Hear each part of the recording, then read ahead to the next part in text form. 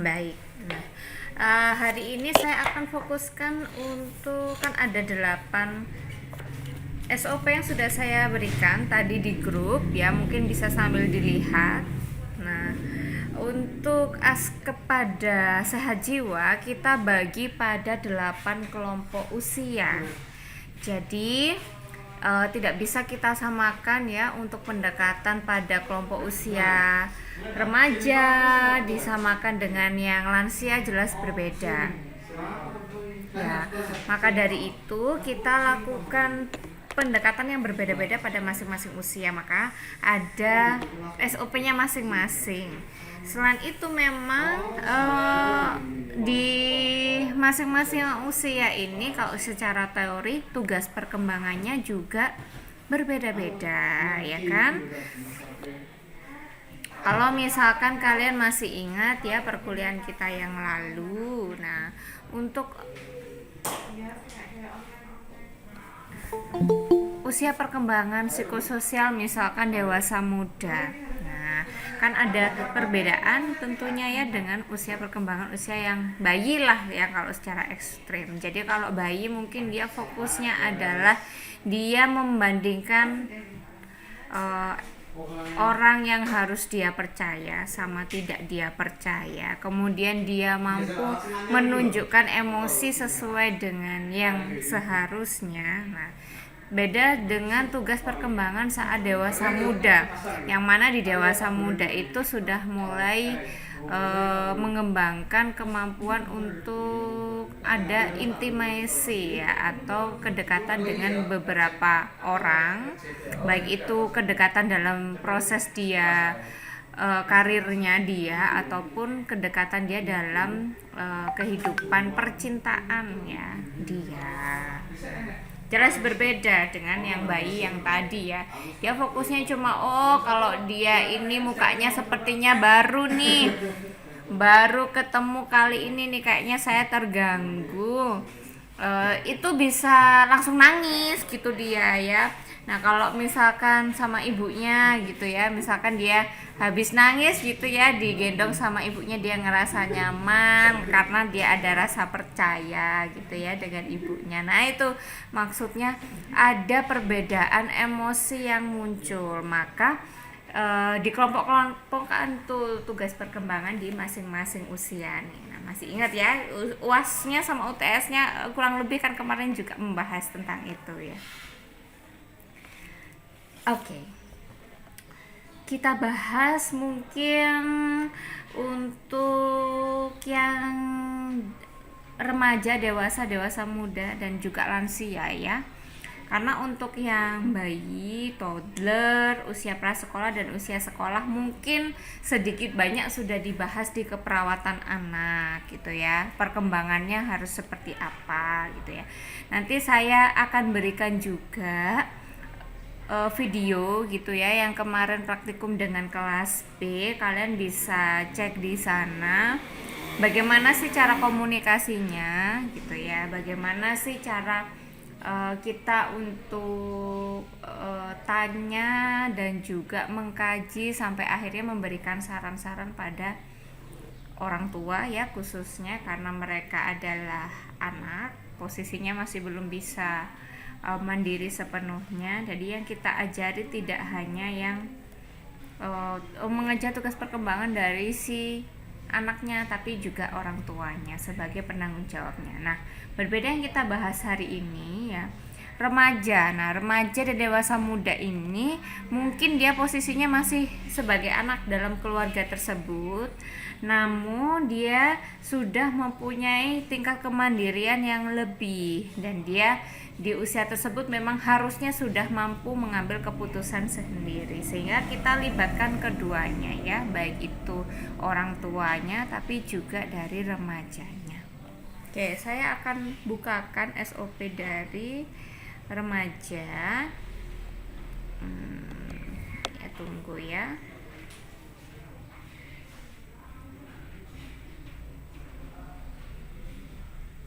Ini ada teman-teman yang masih belum bergabung ya. Kalau misalkan dari presensi kan harusnya ada 39 mahasiswa. Kebetulan masih 33. Kita mau tunggu dulu atau lanjut saja? Nanti presensinya belakangan gimana? Lanjut aja, Bu. Lanjut aja. Ada kegiatan Lanjut apa saja dulu Bu, mungkin? sambil informasi di grup. Sambil yang lain menyusul begitu. Ada Ya. kalian ada kegiatan apa selain praktikum dengan saya?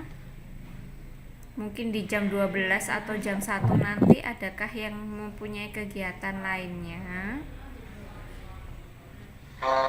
Mohon maaf Bu, kalau kami yang lain yang sudah program mata kuliah praklinik 1 masih tunggu informasi, tidak dipastikan. Kalau selain itu tidak ada Bu. Terima kasih. Untuk yang praktek klinik 1 ya, betul ya. Untuk praktek klinik 1 dan 3 yang mungkin mengambil ya teman program untuk kakak tingkat ini belum ya, praktek klinik ini masih belum terlaksana. Hari ini masih pembekalan dari dosennya, jadi silahkan nanti menunggu informasi di grup ya. Betul sekali, jadi belum ada kegiatan untuk hari ini, jadi masih baik, memantau Bu. grup Terima kasih. saja. Baik, hari ini kita praktikum ya, nanti akan saya usahakan selesai sebelum istirahat jam 12. Namun nanti jika diperlukan ada tutorial tambahan, nanti kita bisa jadwalkan lagi. Ya, ini adalah saya bukakan SOP remaja ya. Remaja. Nah, ini kalau kalian lihat dari definisi istilahnya, nah, yang sering digalaukan ya atau yang sering menjadi kerapuhan dari segi emosional untuk remaja ini adalah kebingungan antara identitas diri atau bingung peran ya. Ini ya. Maksudnya seperti apa identitas diri versus bingung peran ini ya? Harusnya memang pada usia remaja ini 12 sampai 18 tahun harusnya mencapai identitas diri. Jadi dia tahu dia ini mau apa, mau gimana, tujuan hidupnya seperti apa gitu. Nah, kalau yang tidak sesuai dengan usia perkembangannya pada remaja ini akan mengalami kebingungan peran. Jadi dia bingung nanti dia berperan sebagai apa di kelompok sosialnya gitu ya. Atau dia bingung mau menjadi seseorang yang terrepresentasi jati dirinya seperti apa kayak gitu ya. Jadi remaja-remaja ini seringkali kalau kalian masih ingat ya zaman-zaman dulu masih jadi remaja mungkin seringkali mencoba beberapa hal yang baru untuk mencari identitas diri ini. Kadang ikut-ikutan gitu ya dengan tren yang ada. Kadang juga terlalu ikut apa kata orang tuanya sehingga akhirnya juga tidak mempunyai jati diri. Nah, pada usia remaja ini karena adanya banyak tuntutan yang berubah ya, karena ada perpindahan antara periode anak ke dewasa. Nah, remaja ini sering mengalami kebingungan. Nah, terus gimana?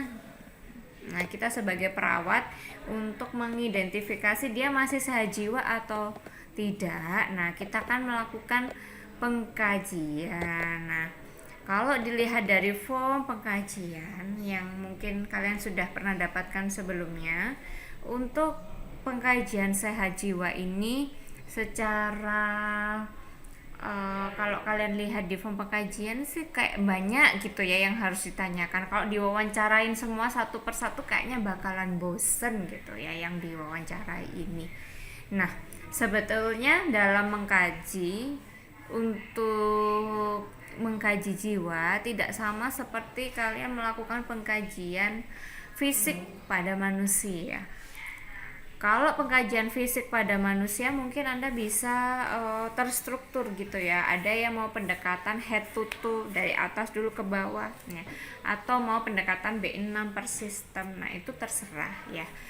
Namun pada intinya terstruktur kata kuncinya. Nah, kalau di jiwa, nah supaya kita ngobrolnya ini tidak terlalu kaku ya, akhirnya pasiennya nyaman dan akhirnya dapat gitu ya yang kita harapkan data pengkajiannya medianya itu kita harus seluas mungkin. Jadi apakah boleh pengkajiannya itu dibolak-balik gitu, misalkan habis perkenalan diri kita tanya-tanya biodata singkatnya si pasien, boleh nggak sih kita langsung tanya-tanya di genogramnya apa ya, di riwayat kesehatan orang tuanya atau keluarganya, itu boleh gitu ya, asalkan kita tidak langsung masuk ke dalam keluhan yang inti. Jadi ngobrol santai-santai dulu yang kiranya bikin suasana nyaman, bikin trust dari pasien kita. Nah, balik lagi ke remaja. Kalau yang dikatakan remaja yang normal, berarti hasil dari yang kita obrolkan, dari hasil yang kita kaji tadi itu paling tidak ya si pasien ini mampu, nomor 5 ini, bertanggung jawab dan mampu mengambil keputusan tanpa tergantung pada orang tua. Nah, berarti ya, karena ada kata-kata bertanggung jawab, berarti dia sudah mampu menilai bahwa tindakan dia ini benar secara moral atau tidak.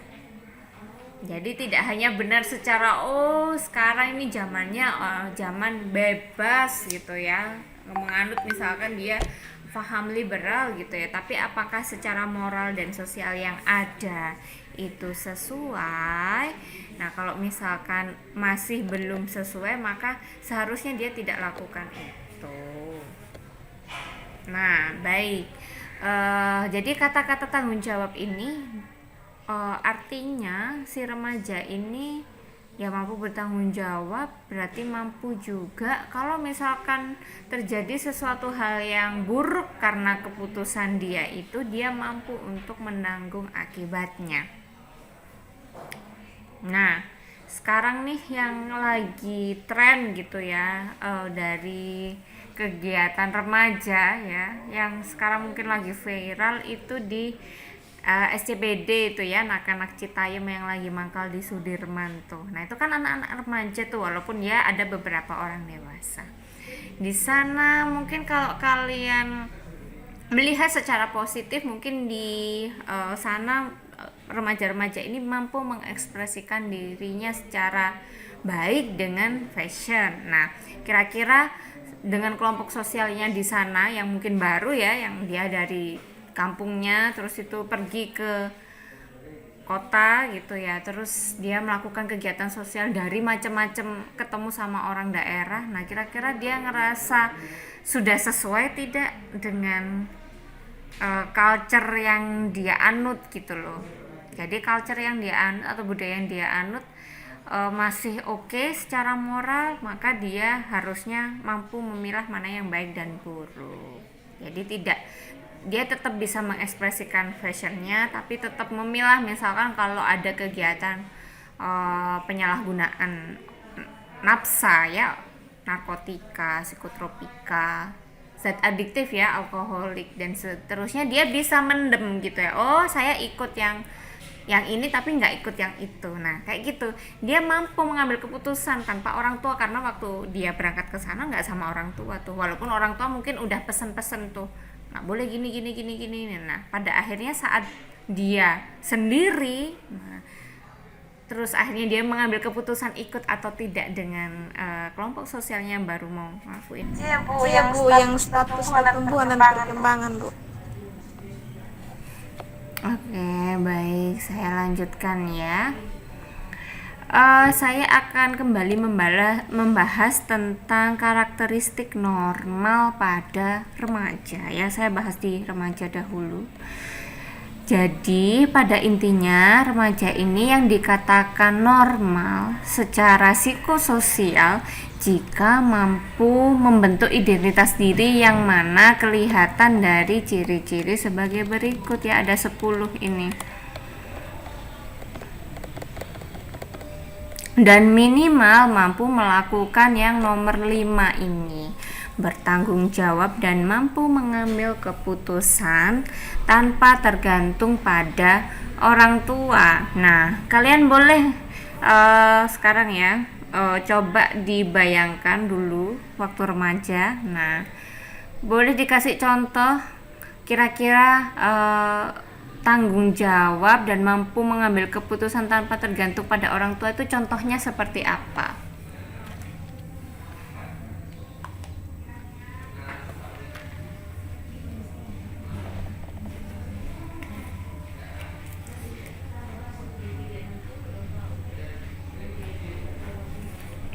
Contohnya seperti apa?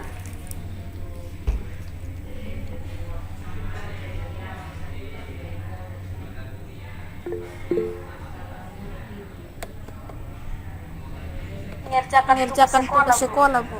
Mm-mm. Mengerjakan tugas sekolah boleh ya, misalkan seperti ini ya, saat kita dapat tugas sekolah nih waktu SMA dulu, terus tanpa disuruh orang tua untuk ngerjain, kita bakalan ngerjain tuh tugasnya dengan baik. Nah itu artinya Anda dapat mengambil keputusan ya untuk mengerjakan tugas itu udah tanpa tergantung pada orang tua harus nyuruh gitu ya. Dan akhirnya bertanggung jawab juga kalian bisa terlihat dari mengambil keputusan untuk ngerjain tadi. Nah itu maksudnya bertanggung jawab dan mampu mengambil keputusan tanpa tergantung pada orang tua. Terus contoh lagi itu misalkan remaja itu kan kalau dilihat dari teori psikososialnya Freud itu kan sudah mulai masuk pada fase genetik, yang mana genital ya, genital. Fase genital ini artinya mampu untuk melakukan kedekatan dengan orang yang disukai ya, entah itu dia akhirnya memilih untuk suka dengan lawan jenis atau mau dengan sesama jenis, atau merasa saya suka dengan lawan jenis tapi akhirnya mampu untuk menahan gitu ya. Bentuk penahanan dari rasa suka yang ingin diekspresikan ya, rasa cinta yang diekspresikan itu adalah bentuk tanggung jawab dan pengambilan keputusan pribadi ya secara individu dari remaja tersebut tanpa tergantung pada orang tua gitu ya. Mungkin orang tua memberikan nasihat gitu ya, tapi namanya orang tua itu kan kalau udah kita remaja udah nggak deket lagi tuh. Tapi gimana si remaja tersebut tetap gitu ya mengikuti anjuran atau tahu mana yang baik dan buruk dengan dia dan mampu gitu ya bertanggung jawab dengan apapun yang dia pilih. Nah itu artinya dia punya salah satu karakteristik normal dari remaja ini ya, karakteristik normal dari remaja. Terus yang lain-lainnya ya, contohnya adalah mampu bergaul dengan teman. Jadi kemampuan bergaul ini adalah salah satu tugas perkembangan dari remaja. Jadi kalau nggak ada teman sama sekali, itu artinya kalau kalian posisikan sekarang menjadi seorang perawat, Anda harus membantu ya. Mungkin kalau misalkan setelah dikaji dia ada permasalahan terhadap harga diri kah, ada permasalahan trauma kah saat dia melakukan pergaulan atau sosialisasi dengan teman ataupun orang yang dia ingin dekati, nah itu harus kita bantu. Kalau misalkan secara generalis memang perawat nurse gitu ya tidak bisa untuk mengatasi hal tersebut, tapi kita bisa bantu untuk kita hubungkan ya, kita kolaborasikan. Misalkan permasalahan si remaja itu dibantu mungkin dengan psikolog atau bahkan psikiater kalau memang ada permasalahan gangguan jiwa yang lebih berat. Jadi wajib gitu ya kalau misalkan remaja itu punya teman gitu ya, bergaul dengan teman. Entah itu dia dekat, punya teman dekat ataupun tidak, minimal ada satu yang dia ajak curhat gitu ya, teman curhat gitu ya. Gitu ya. Karena dengan adanya teman ini, melihat dari kedekatan dari remaja ini yang lebih dekat dengan teman, maka teman ini akhirnya jadi salah satu support system yang besar gitu ya dari remaja. Kalau misalkan nggak ada sama sekali, maka saat mengalami stresor ya copingnya akan terganggu. Mungkin bisa keluar coping yang maladaptif kalau nggak punya teman curhat yang positif.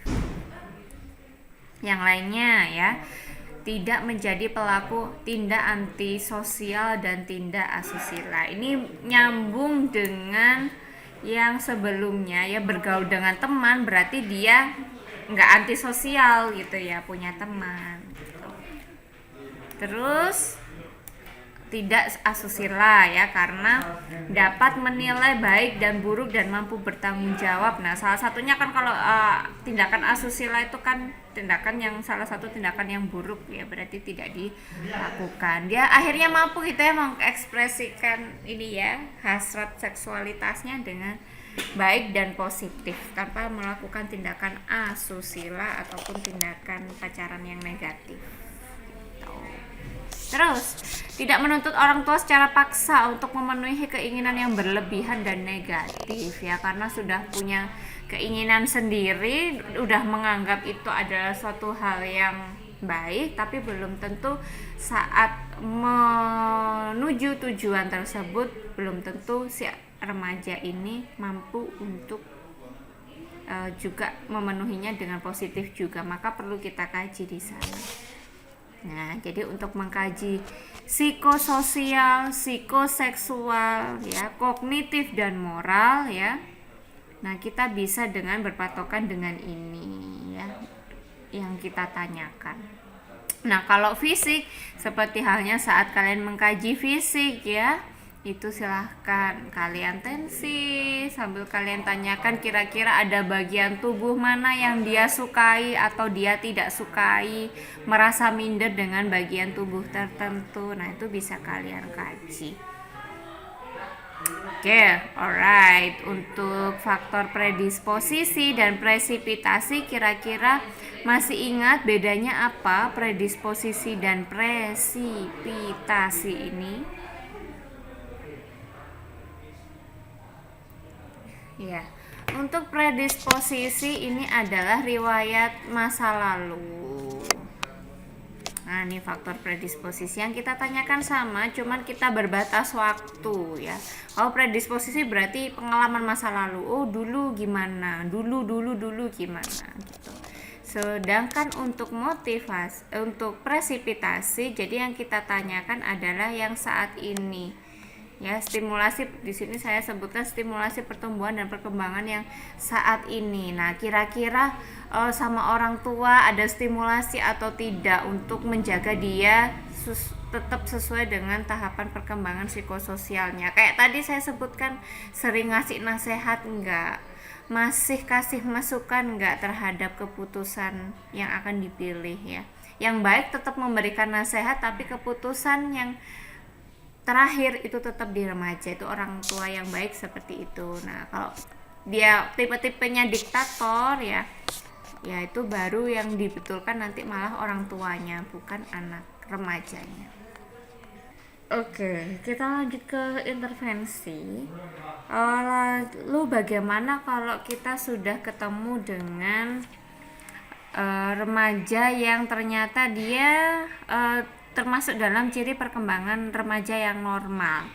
Berarti kita lanjutkan ya, karena ini adalah askep sehat jiwa, berarti kan yang normal yang malah diberikan intervensi. Karena kalau ternyata menyimpang, kita perlu tindakan kolaborasi ya dengan yang tadi saya sebutkan ya, entah itu psikolog, psikiater gitu ya, seperti itu ya. Terus apa saja yang kita lakukan ya? Kalau di sini adalah mendiskusikan. Nah, namanya mendiskusikan berarti ya ada yang disampaikan dari remajanya. Jadi walaupun di sini ada anjuran gitu ya, tetap kita berikan kesempatan pada si remaja ini untuk mengeluarkan unek-uneknya. Ya, yang pertama, kalau misalkan kaitannya dengan interaksi. Nah, interaksi dengan orang lain, terus gimana sih caranya mencurahkan perasaan secara positif, perhatian dan kekhawatiran secara positif, itu yang seperti apa itu kita diskusikan. Bukan kita ajari ya. Kalau diajari itu berarti si pasiennya nggak mampu. Nah, kalau pasiennya sudah mampu, nah kita diskusikan kira-kira yang dia lakukan selama ini apakah sudah benar dilakukan secara positif pendekatannya atau tidak gitu.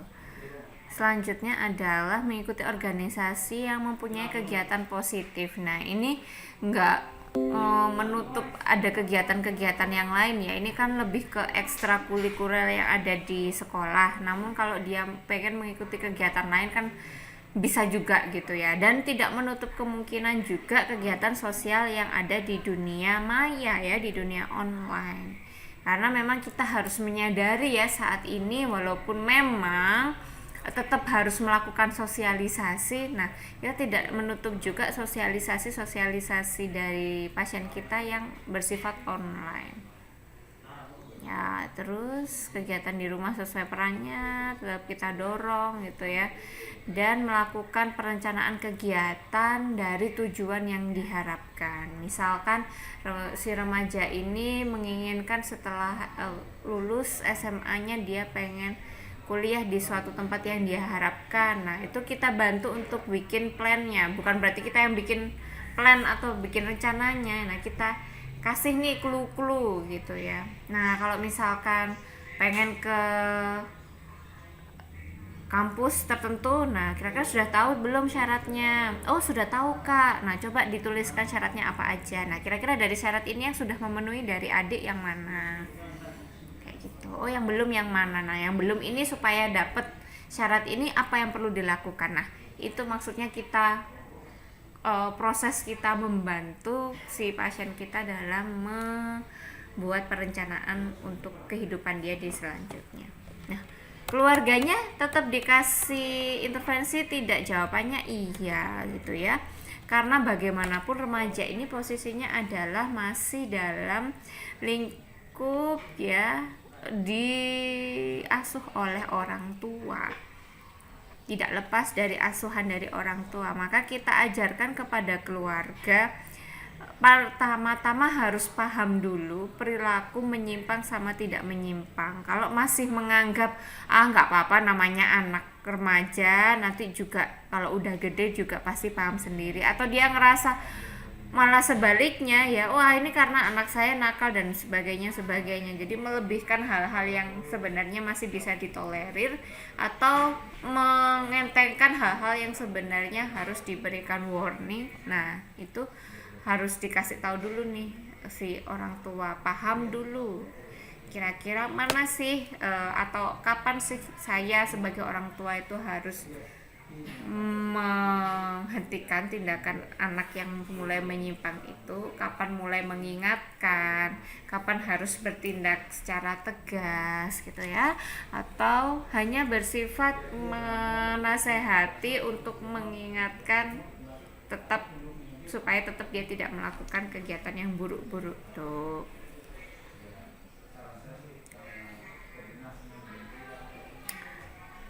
Dan lainnya seperti yang kita ajarkan, kita anjurkan ke remaja, kita ajarkan juga caranya ke orang tuanya.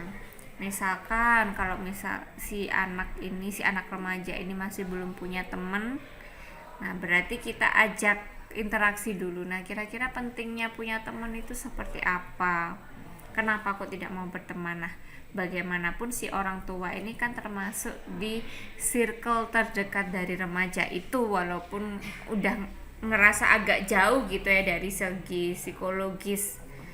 Nah, tetap karena dari segi sosial masih dalam circle yang terdekat, maka ya perlu kita pahamkan pada orang tua harus tetap menjadi support system yang baik, harus jadi support system yang positif, tidak cenderung menuntut, karena kalau anak remaja udah nggak bisa dituntut lagi. Beda sama kalau mendukung anak sekolah usia di bawah remaja, kan anak sekolah tuh itu malah posisi orang tua harus lebih banyak menuntut, harus begini, harus begitu gitu, untuk memandirikan si anak ini. Nah, kalau sudah si anak udah mulai mandiri, nah remaja ini mulai agak dilepas tuh. Nah, supaya si anak remaja ini tidak berontak, tidak melakukan hal yang negatif, nah kita diskusikan tuh supaya si orang tua paham kapan dia harus melakukan ini dan itu.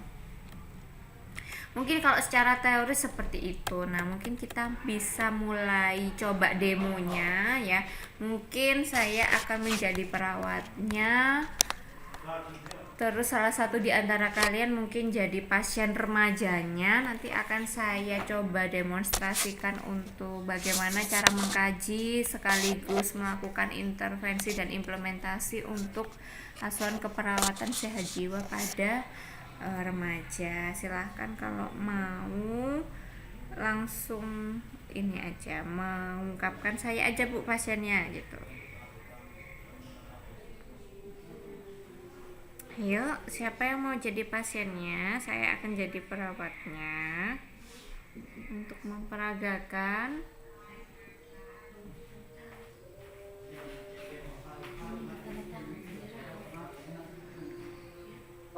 Nah, Ibu jadi pasien. Ya, baik. Siapa ini? Saya stop. Atas nama Aristo, Bu. Aristo, ya, anak walinya Pak Metrik ya. Aristo, baik. Ini posisinya Aristo memposisikan diri sebagai pasien remaja gitu ya. Nanti mungkin bisa menjawab pertanyaan saya. Kemudian si Aristo ini memposisikan, oh ya, jawaban anak remaja itu seperti apa gitu.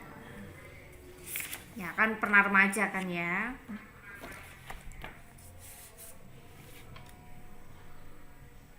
Oke, mungkin langsung saya mulai aja ya. Selamat siang adik. Selamat siang juga, Kak. Ya, perkenalkan nama saya Shirley. Ya, saya adalah perawat puskesmas yang saat ini ditugaskan untuk ke rumah-rumah warga untuk mengkaji kira-kira apakah ada permasalahan kejiwaan dari seluruh warga yang ada di sini. Saya membutuhkan waktu kira-kira 30 menitan untuk mendiskusikan beberapa hal. Adik tidak perlu khawatir gitu ya, apakah saya kesini berarti adiknya gangguan jiwa. Sebenarnya tidak ya, malah lebih ke pendeteksian. Kalau misalkan ada permasalahan ya berarti kita bisa segera tangani. Kalau tidak ada permasalahan, adiknya sehat, berarti kita bisa bantu ya. Kita diskusikan kira-kira supaya adik tetap sehat terus gimana gitu. Kira-kira adik bisa kira-kira selama 30 menit ke depan berbincang-bincang dengan saya terkait hal tadi. Iya, ya, dengan senang hati bisa, Kak. Iya. Adik ini kalau boleh tahu namanya siapa, terus lebih suka dipanggil dengan sebutan atau siapa gitu, supaya nanti kita ngobrolnya lebih nyaman. Kira-kira adik lebih suka dipanggilnya gimana? Jadi baik, Kak. Nama lengkap saya itu Restoran Doi. Saya lebih senangnya kalau saya dipanggil Bos Leo. Oh, bos siapa? Bos Oh, Leo. bos Leon. Oke ya. Oke, bos Leon ya. Langsung saja ya. Ini kira-kira usianya adik ini berapa tahun ini?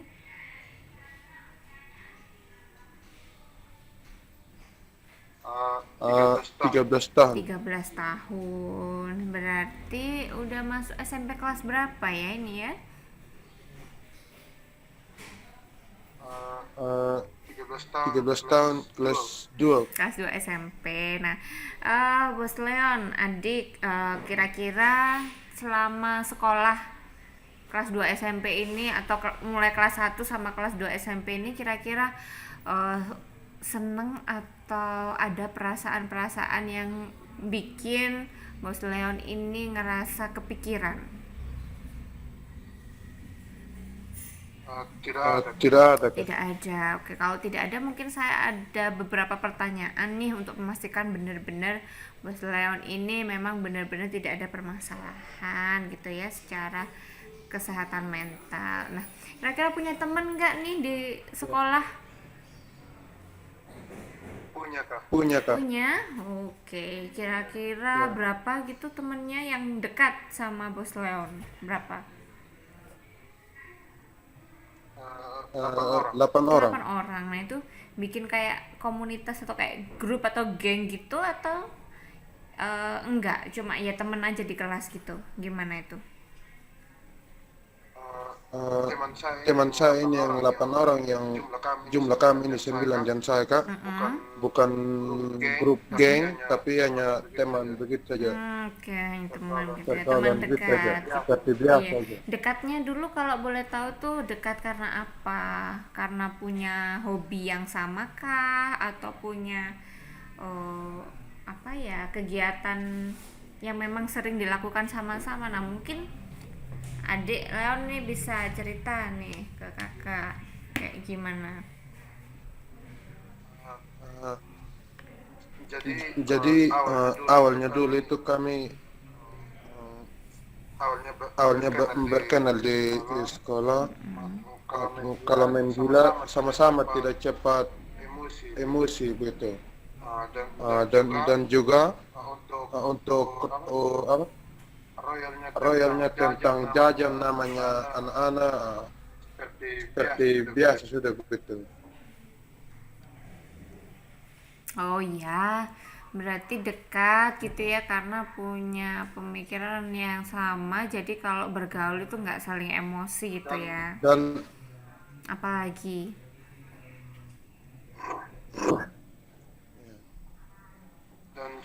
juga kalau akar lama kelamaan semakin erat persahabatan kami karena kalau kami sudah lengkap itu kalau satu bilang ayo ke sana pasti semuanya setuju gitu. Itu yang membuat kami semakin erat. Oke. Itu biasanya kegiatannya apa aja kalau boleh tahu tuh?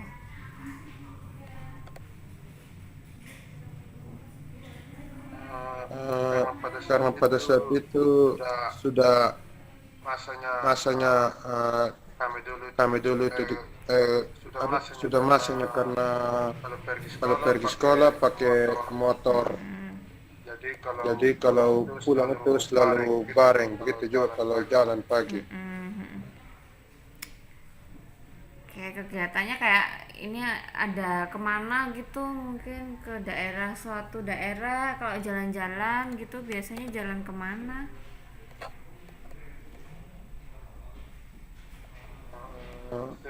Sebagai kami sebagai anak-anak paling kalau jalan pergi ngobrol atau pergi nonton bola. Intinya yang membuat kami tenang itu terlalu banyak tuh yang tempat kami suka jalan gitu. Contohnya di Musim Pacuan itu karena kami orangnya hobi di situ ya. Kadang-kala kami duduk.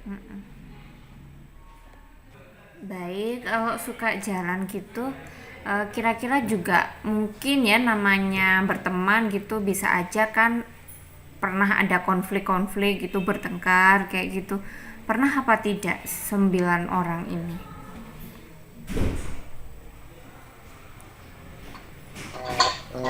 Mohon maaf kak, karena kita ini secara online jaringannya kurang bagus dan bunyi kendaraan terlalu deras. Kalau bisa tolong ulangi pertanyaan. Ini kalau misalkan bareng-bareng bersembilan, itu kira-kira pernah ada konflik atau tidak?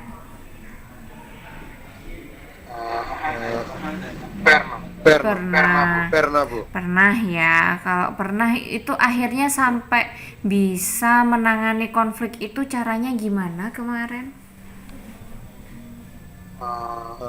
Jadi selama ini yang saya pelajari itu, yang saya lihat, kami sudah terbiasa karena kami sudah saling beritahu kalau yang satunya jadi api, yang lainnya jadi air. Jadi tidak sempat terjadi contoh halnya perkelahian yang sampai berbahaya atau membuktikan pekas yang menyakitkan betul. Baik ya, berarti ya apa mampu menangani konflik dengan cara yang positif seperti itu, bisa saya simpulkan seperti itu. Ya, Ya, bisa Kak. bisa Kak. Baik. Oke, terus kalau sekarang kan sudah remaja, mungkin adik Bos Leon ini udah mulai ada ketertarikan nih. Kira-kira sudah mulai tertarik dengan lawan jenis atau belum? Naksir gitu. Udah ngerasa seperti itu tidak? Jujur aja Bu, Jujur aja sudah. Bu, sudah. Oh, sudah. Eh, Ya mungkin saya bisa katakan ya ke adik ya. Sebenarnya itu hal yang wajar. Tetapi selalu ada tapinya tuh. Nah, kira-kira nih udah betul tidak mengekspresikan rasa sukanya. Nah, udah mulai tertarik dengan temannya nih atau siapa tertariknya?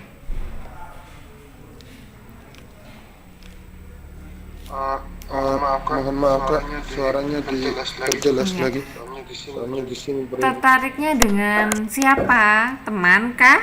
Sama-sama teman di kelas kah? Nah, jadi jadi tentang ketertarikan ini sesuai pertanyaan Kak.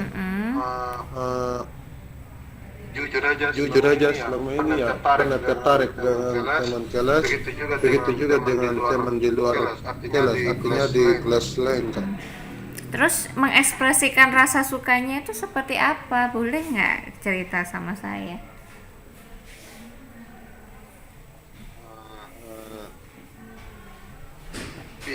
bisa boleh dan bisa tidak. bisa tidak Oh, juga. Artinya saya dilema Kak. Karena karena karena masa-masa sekarang ini masih masa malu-malu karena ya mungkin ya mungkin kalau kita berdua aja bisa karena masih ada yang lain saya tidak bisa. Kira-kira mengganggu dari sekolahnya adik apa tidak?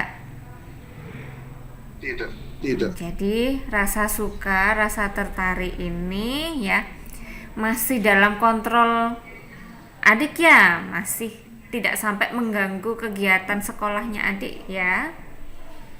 ya Betul, sudah baik lagi sebenarnya yang dari tadi adik sampaikan ke saya, jadi kayak punya temen ngobrol, terus kalau misalkan ada konflik bisa menyelesaikan konflik dengan baik, terus sudah mulai tertarik tapi tetap mampu mengontrol diri. Nah, itu sebenarnya hal-hal yang sangat baik ya dan harus dipertahankan.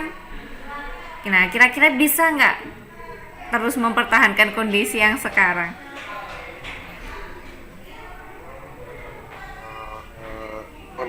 untuk Jawaban saat ini saya bilang bisa, tapi untuk yang menentukan itu ke depannya kita mau buktikan saja. buktikan Ya. saja. Untuk sementara bisa. Sementara bisa. Betul, namanya masa depan itu memang belum tentu ya kayak gimana ya. Kita tidak tahu masa depan seperti apa. Nah, kira-kira untuk menghadapi masa depan yang kita tidak tahu ya. Nah, kira-kira sudah ada persiapan belum dari Aristo? Misalkan punya cita-cita atau punya tujuan setelah sekolah SMP ini nanti lulus, misalkan mau apa gitu, kira-kira sudah punya perencanaan gitu apa belum?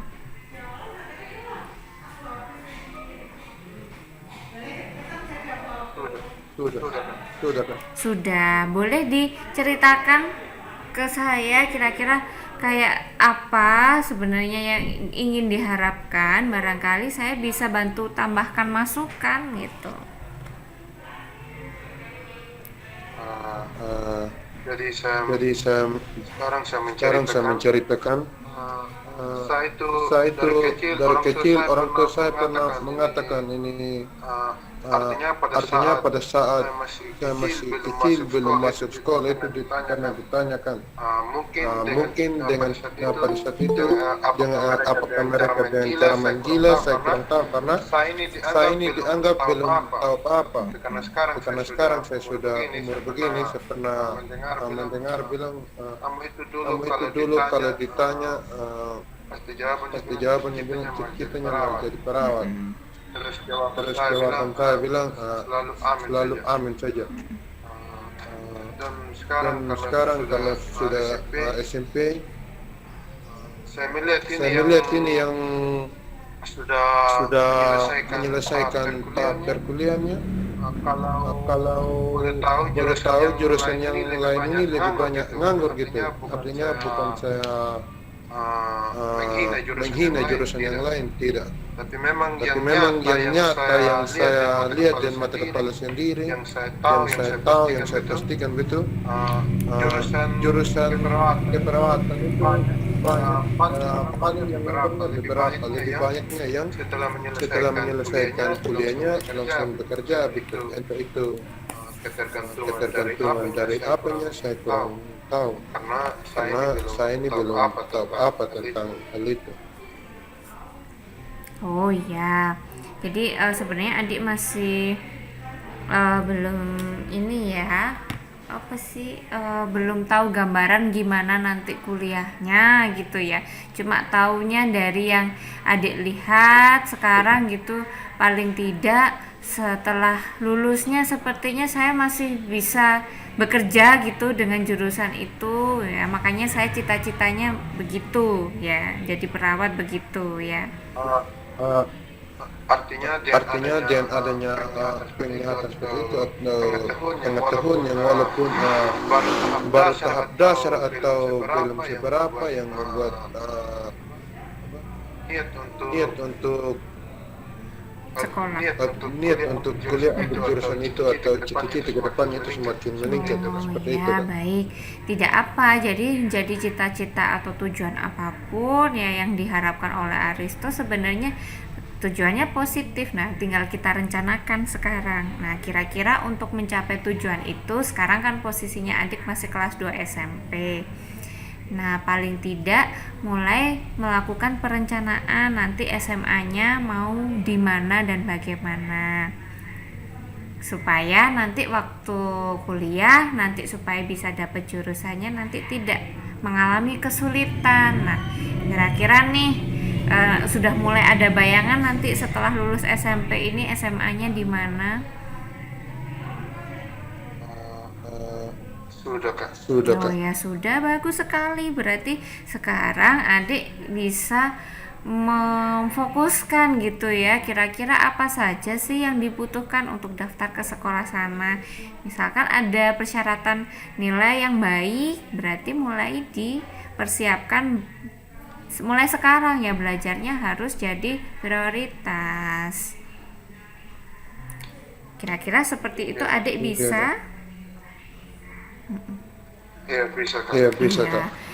Tapi namanya adik ya, tetap harus mengembangkan kemampuan ya, tidak hanya mengejar cita-cita. Mungkin ada kemampuan, ada bakat-bakat atau ada hobi yang adik sukai. Nah, itu tetap bisa untuk dilakukan ya, bukan berarti karena pengen cita-citanya itu ke sana butuh belajar berarti belajar terus, berarti tidak. Ya, tetap boleh melakukan kegiatan lain yang adik sukai sama teman-teman juga boleh selama masih dalam kegiatan yang positif. Nah, kira-kira kalau tadi saya bilang kegiatan positif itu kira-kira adik bisa memahami yang seperti apa kegiatan-kegiatan positif itu? Bisa Kak. Iya, boleh kasih contoh mungkin adik kegiatan positif yang boleh adik lakukan gitu ya selain belajar gitu, apa itu?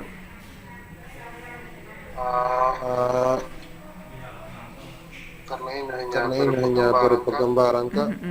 contoh kecil karena saya orangnya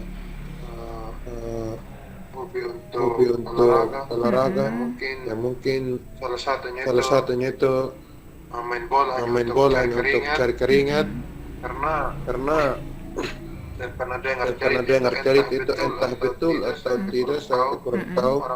Orang bilang itu kalau air air keringat keluar kita berarti sehat. kita sehat. Karena penyakit ini dibunuh oleh air keringat katanya. Entah itu betul atau tidak, saya kurang tahu. Ya. Baik. Peribahasa itu ya sebenarnya ya, atau kiasan gitu ya, penyakit bisa dibunuh sama air keringat gitu ya. Tapi lebih tepatnya sebenarnya dengan berolahraga itu badan lebih bugar ya, lebih sehat gitu ya. Sehingga kalau lebih bugar, lebih sehat, akhirnya terbentuk kekebalan ya. Jadi akhirnya tidak gampang sakit gitu. Lebih tepatnya seperti itu. Jadi membentuk kekebalan ya, membentuk massa otot yang baik gitu ya, lebih bugar. Itu yang lebih tepat. Tapi kalau penyakit dibunuh dengan air keringat itu ya kiasan gitu ya, kiasan ya, atau apa ya istilahnya itu sebenarnya hanya menggambarkan supaya lebih gampang dipahami gitu ya. Tapi kalau secara teorinya mungkin nggak terlalu tepat gitu ya. Tapi ya olahraga baik gitu ya, bisa mencegah penyakit, iya betul. Jadi boleh ya kalau adik mau sepak bola gitu ya, main bola sama teman-teman, tidak hanya main cari keringat saja ya. Mungkin bisa adik kembangkan, kalau misalkan berbakat kan mungkin bisa juga jadi salah satu keunggulan dari adik gitu ya. Selain pintar belajarnya juga ternyata juga jago juga gitu loh main bolanya gitu. Bermanfaat juga nantinya, nambah prestasi adik gitu ya, tidak hanya dari hal yang ini aja, pelajaran aja. Nah, ternyata juga berprestasi juga di hal yang lain, dan itu positif gitu ya. Bisa ya adik ya kira-kira melakukan kegiatan-kegiatan itu gitu ya. Bisa Kak. Iya. Cuman banyak saya tadi kita bahas tentang kegiatan-kegiatan yang perlu juga diperhatikan juga bagaimana memanajemen waktu istirahat ya. Nah, jadi adik ini kan sudah mulai padat kegiatannya, sekolahnya semakin sibuk kalau dibandingkan dulu waktu SMP ya. Ada kegiatan lain di luar sekolah juga. Nah, jangan lupa juga nanti adik tetap memanajemen waktu untuk istirahat, waktu bersama dengan keluarga juga. Itu yang bisa saya ingatkan supaya adik tetap bisa sehat lagi ya. Supaya kalau sehat itu kan bisa tetap melakukan kegiatan ya, belajar tetap bisa lakukan, main sama teman juga bisa lakukan gitu ya. Jadi tidak hanya fokus di kegiatannya saja, tapi juga harus tetap mengingat ya bahwa ada kebutuhan dari manusia itu untuk istirahat. Kira-kira bisa adik? Bisa Kak. Iya.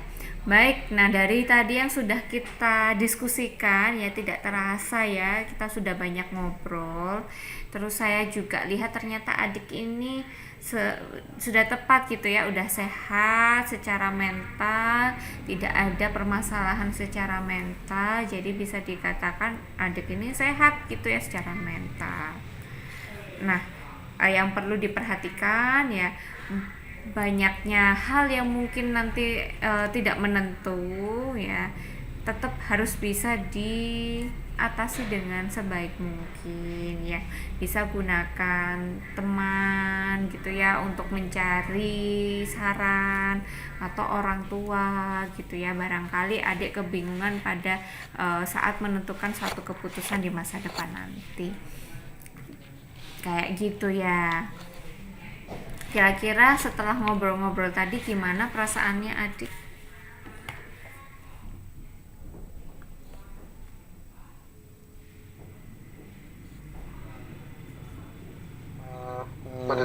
Pada saat ini perasaan saya agak mendingan Kak.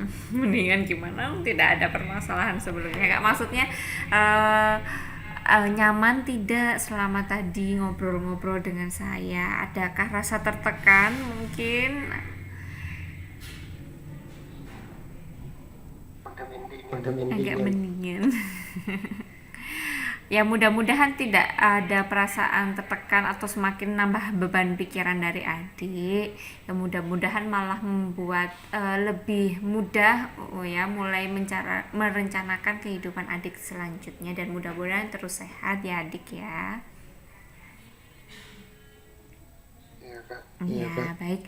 Mungkin itu saja sebelum saya pamit. Ini mungkin adik bisa menyebutkan beberapa hal yang tadi kita diskusikan, inti-inti ya, atau yang bisa adik simpulkan gitu. Kira-kira adik habis ini apa sih yang perlu dipertahankan gitu. Mungkin bisa cerita dulu sebelum saya akhiri gitu ya perbincangan kita hari ini.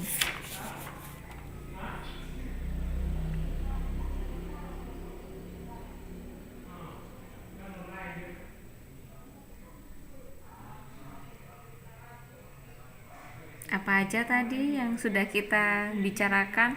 Apa aja yang perlu dipertahankan? Misalkan tadi boleh tetap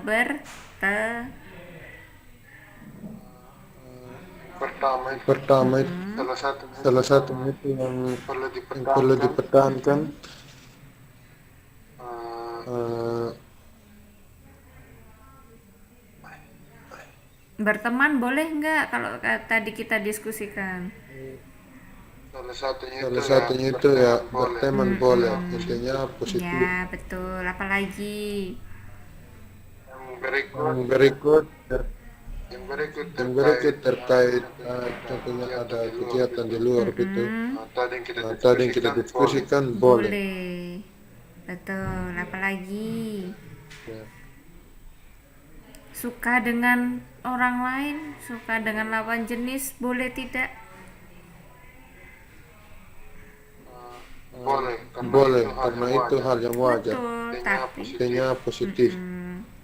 ya asalkan mampu mengendalikan diri. Apalagi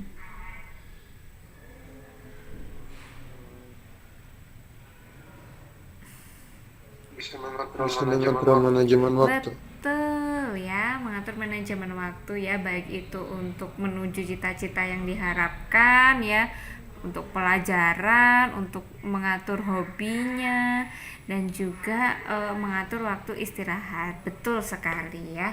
Tadi sudah kita banyak ngobrol ya, mudah-mudahan sudah bisa dipahami dan bisa jadikan pedoman ya nanti apa aja yang harus dilakukan. Itu saja dari saya. Terima kasih sekali selama kurang lebih 30 menit tadi kita ngobrol gitu ya. Adik sangat kooperatif sekali gitu ya, mampu mengungkapkan isi hatinya dengan baik, dan juga akhirnya saat saya memberikan masukan juga bisa dicerna juga dengan baik. Saya sekali lagi terima kasih dan juga minta maaf karena saya harus kembali ya untuk melanjutkan tugas saya untuk keluarga yang lainnya. Mudah-mudahan untuk adik tetap diberikan kesehatan dan kelancaran dalam mencapai cita-citanya. Amin. Ya, itu saja adik Bos Leon gitu ya. Saya pamit dulu. Selamat siang. Assalamualaikum warahmatullahi wabarakatuh. Selamat siang juga Kak. Oke, baik. Seperti itu ya. Demonstrasi ya, atau cara berkomunikasi kita saat kita melakukan asuhan keperawatan pada pasien kita yang sehat jiwa. Jadi tidak terlalu kaku ya saya sebutnya ya, mengalir saja gitu ya, sambil kita tetap fokus ya. Kalau misalkan masih nggak ingat ya, mungkin ada catatan kecil gitu ya, perilaku yang sehat ya, yang tidak menyimpang, yang perilaku yang normal itu seperti apa, itu yang kita diskusikan selama kita melakukan asuhan keperawatan pada pasien sehat jiwa. Kalau pasien sehat jiwa akan mudah sekali gitu ya saat kita ajak komunikasi gitu ya, tinggal kita tambah lagi kalau perlu ditambah gitu ya. Jarang sekali kita kasih masukan pada pasien yang sehat jiwa, tinggal kita bantu aja gitu ya supaya dia fokus gitu dan kita dapat datanya kalau misalkan masih dalam tahapan pengkajian. Nah, intervensinya ya kayak tadi, langsung sekalian dikaji, sekalian langsung diintervensi. Ya, pada dasarnya kita ini mungkin tidak terlalu serigid kalau mengerjakan asuhan keperawatan pada mungkin departemen lain gitu ya, yang harus sesuai SOP betul gitu ya, harus runut gitu, tidak ya. Tapi yang perlu diperhatikan adalah mampu mencakup mulai dari aspek fisik, psikososial, psikoseksual gitu ya, moral, itu yang perlu kita pegang gitu ya. Teknik kita pendekatan ngobrolnya sangat menyesuaikan sekali dengan kondisi pasien kita. Lebih suka ngobrol santai ya, atau lebih suka malah ada juga pasien yang tidak terlalu suka ngobrol gitu ya, agak-agak kaku tipe-tipe pasiennya, ya kita ngikuti ya. Jadi mungkin kalau ketemu sama pasien yang agak-agak introvert gitu ya, agak-agak pendiam, mungkin kita harus lebih ekstra untuk mengajak pasien ini bisa ngomong gitu ya, bisa mengeluarkan isi hatinya, karena memang manusia itu ya nggak bisa kita bayangkan semuanya bakalan mau gitu ya, extrovert gitu ya, bakalan bubbly ngobrolnya, nggak selalu. Kalau ketemu sama pasien dengan kepribadian yang lebih sedikit pendiam, nah kitanya yang menyesuaikan diri untuk lebih banyak memberikan kesempatan lebih gitu untuk pasien. Ayo mbak, ayo adik gitu ya, silahkan kalau mau cerita ke saya, mungkin bisa agak dikasih contoh gitu, mungkin bisa lah, supaya dia lebih paham, oh maksudnya saya ditanya kayak gini tuh untuk jawaban kayak gini gitu ya. Tadi sempat juga saya coba di Aristo tadi kan, sempet apa ya tadi ya, ngobrol apa ya, itu saya kasih clue lagi supaya bisa merewind gitu ya, apa aja yang tadi sih sudah didiskusikan. Itu salah satu contohnya. Jadi balik lagi ya, kalau kita mau ke pasien, persiapkan dulu dari diri kita dahulu. Jadi pastikan dulu kita ini udah mampu gitu ya, kira-kira menghadapi pasien yang seperti ini, seperti remaja kayak gini nih, bisa nggak sih saya menghadapinya. Jawaban-jawaban yang mungkin nggak, remaja itu macem-macem ya, yang keluar kata-katanya tadi kalau Aristo sih masih oke-oke aja ya. Kalau remaja beneran ya bisa keluar kata-kata yang mungkin ini apa, istilah apa gitu loh, yang mungkin kita nggak pernah dengar gitu ya.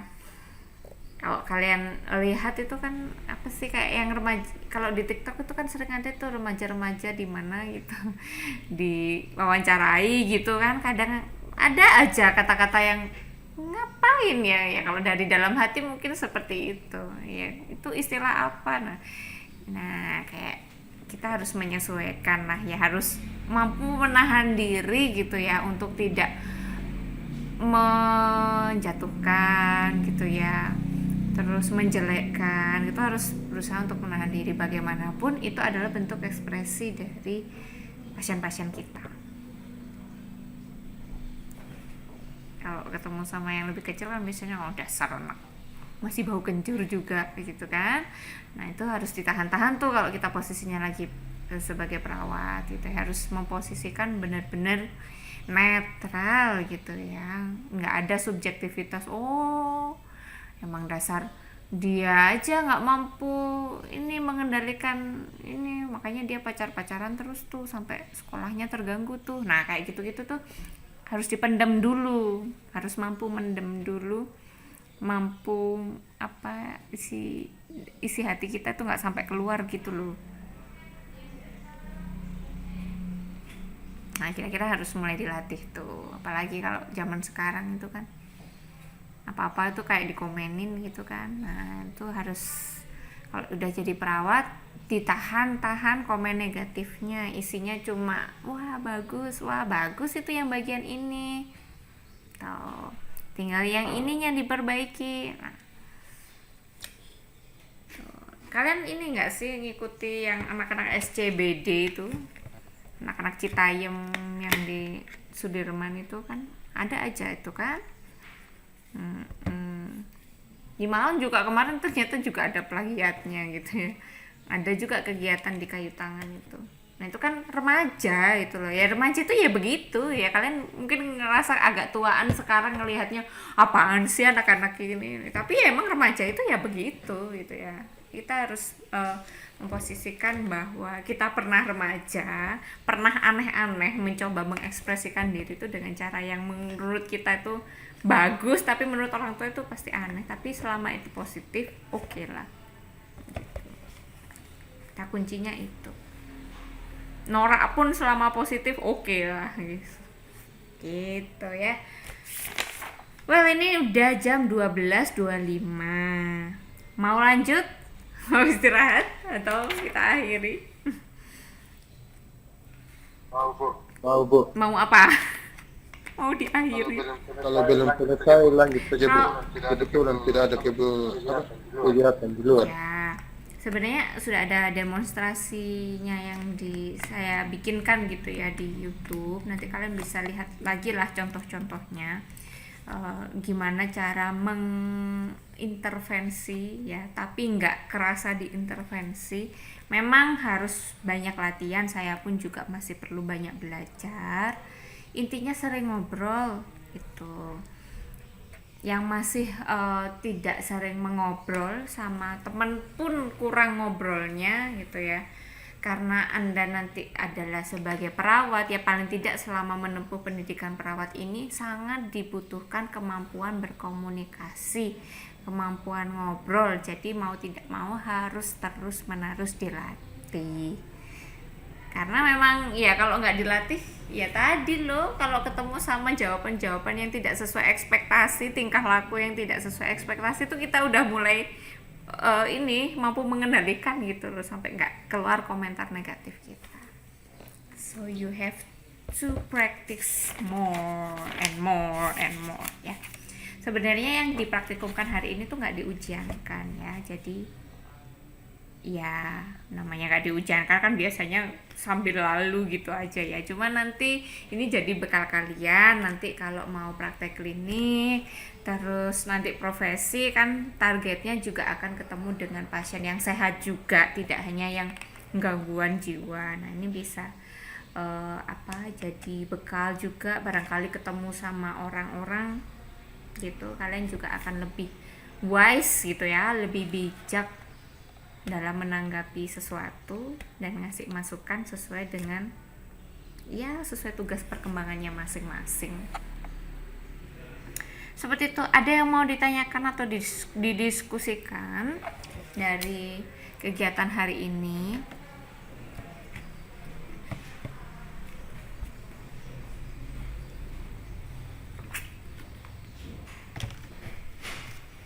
Nggak kerasa ya tadi ya? Ya nggak tahu sih. Tapi memang harus dibuat nggak kerasa seperti itu supaya pasiennya nyaman.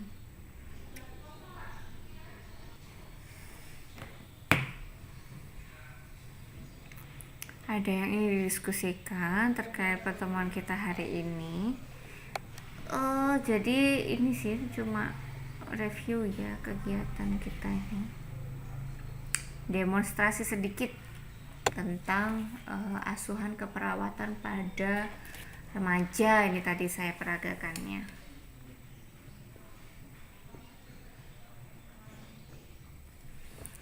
Kalau begitu untuk remaja saya akhiri, saya lanjutkan ke yang lainnya.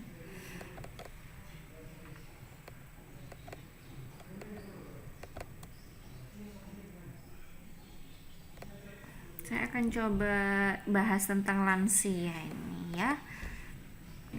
Sama ya tekniknya ya, kayak tadi waktu yang remaja, kalian fokus pada perilaku normal.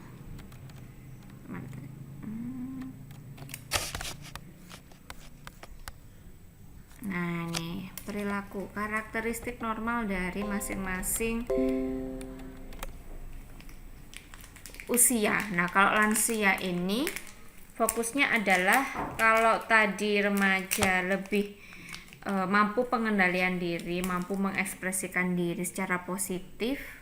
Kalau lansia ini mampu mensyukuri, kata kuncinya sih seperti itu, mampu mensyukuri dari yang sudah tadi.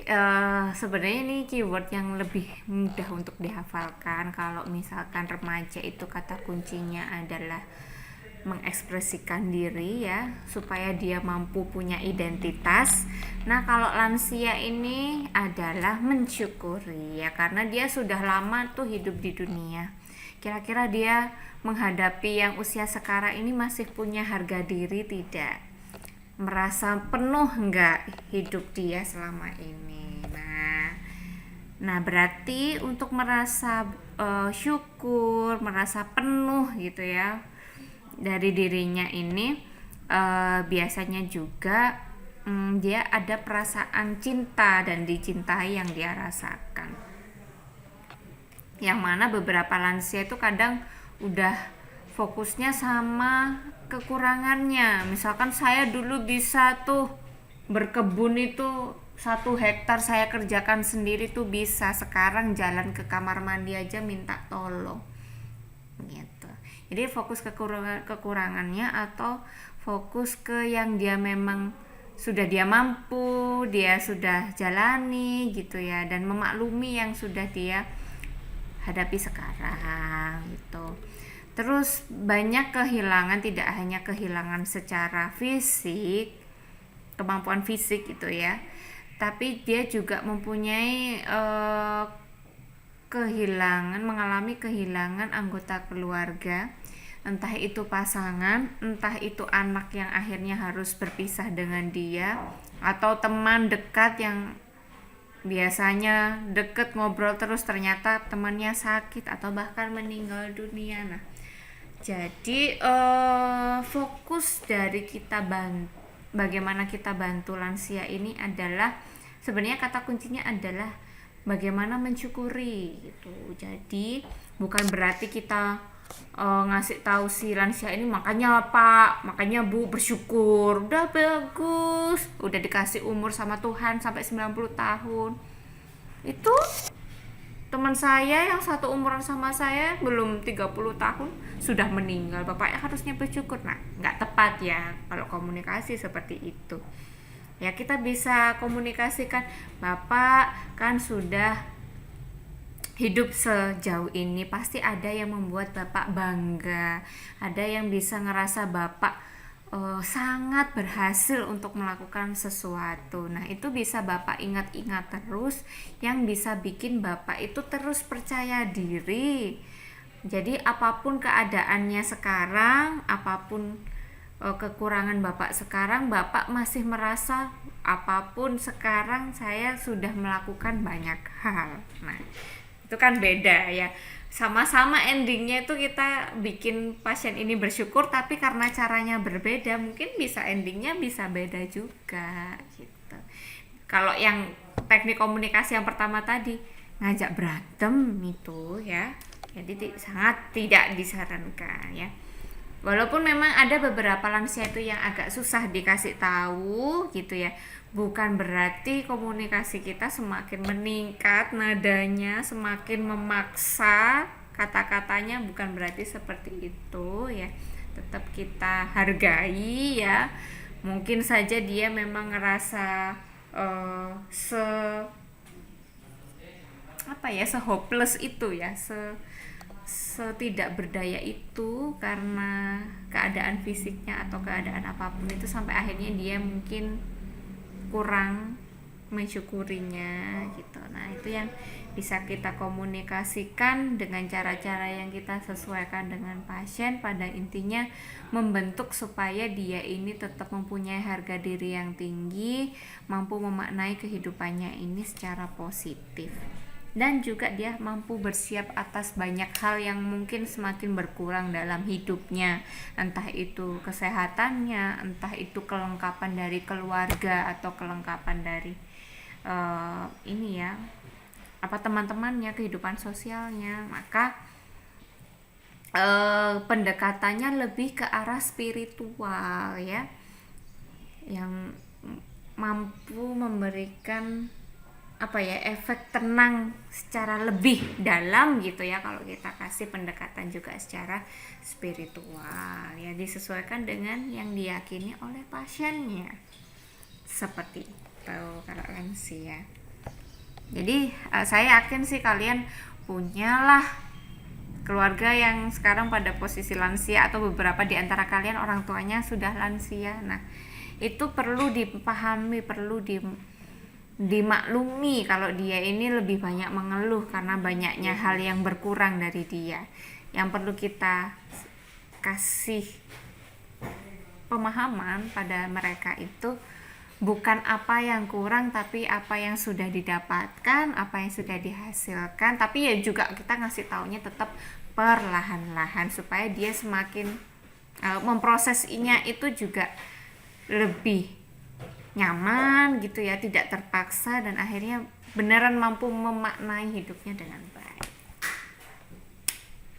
Seperti itu untuk lansia. Kalau dewasa kurang lebih seperti remaja tadi pendekatannya, cuman karena dewasa muda dan dewasa ini usia-usia secara mental ini ada usia yang produktif gitu ya, yang baik, jadi malah tidak terlalu sulit cara berkomunikasinya, malah secara formal lebih disukai. Tidak ada pendekatan khusus seperti kelompok usia lansia atau remaja ini.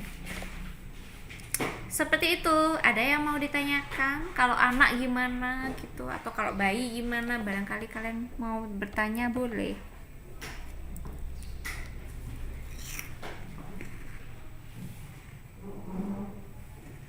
Yang penting mudah-mudahan yang saya sampaikan ini bisa memberikan kalian apa ya, insight lebih gitu ya tentang keperawatan jiwa, bukan untuk keilmuannya, tapi bagaimana kalian bisa menangkap ilmu ini untuk kalian sendiri sama keluarga kalian sendiri gitu ya. Mudah-mudahan komunikasinya juga akan lebih oke lagi gitu ya. Oke, itu saja untuk pertemuan kita hari ini. Terima kasih.